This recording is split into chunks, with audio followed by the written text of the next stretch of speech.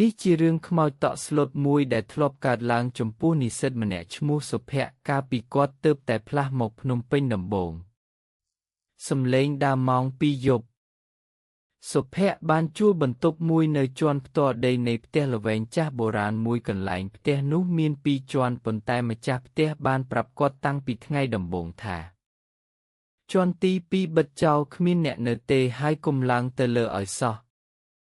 ដោយសារតម្លៃជួលថោកខ្លាំងសុភ័ក្រក៏មិនបានចាប់អារម្មណ៍សួរដេញដោយច្រើនដែរ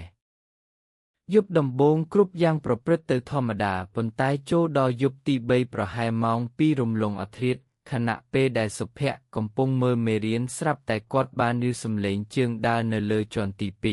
2 តុកតុកតុក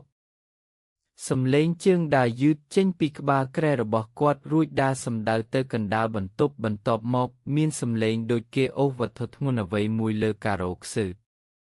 ខ្សឺអំដោយសំឡេងយំខ្សឹកខ្សួរយ៉ាងល្វើយសុភ័ក្រអង្គុយឆ្ងក់ព្រឺសម្បុរគីងគុកពេញខ្លួនគាត់ព្យាយាមប្រាប់ខ្លួនឯងថាប្រហែលជាកណ្ដូរឬសាច់ឆ្មាតែប៉ុណ្ណោះការឡើងទៅមើល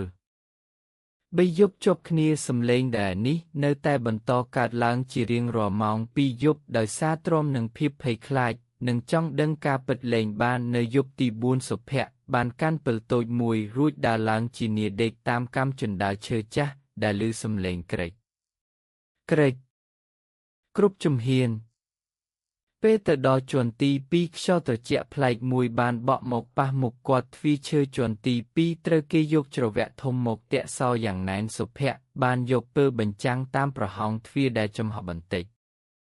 នៅក្នុងពន្លឺពើស្រអាប់គាត់បានឃើញស្ត្រីម្នាក់អង្គុយបង្វែរខ្នងនៅលើគ្រែចាស់មួយសក់ក្បាលវែងអន្លាយគ្រប់ដណ្ដប់លើខ្នងស្រាប់តែសំឡេងយំខ្សឹកខ្សួរនោះបានឈប់ស្ងាត់ជ្រុងស្ត្រីនោះបានបង្វិលក្បាលមកក្រោយ180 ដឺក្រេដោយខ្លួនប្រាណនៅរក្សាជំហរដដែលទម្រង់មុខរបស់នាង